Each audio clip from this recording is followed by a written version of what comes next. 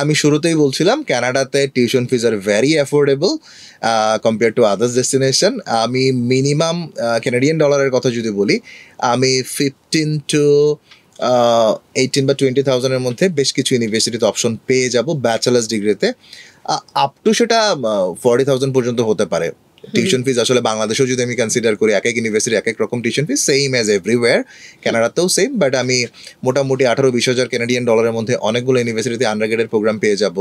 Masters প্রোগ্রামের কথা যদি বলি, মাস্টার্স প্রোগ্রামেও আমি 12,000 to 15,000 পার ইয়ার টিউশন ফিজের মধ্যে অনেক ইউনিভার্সিটি পেয়ে যাব।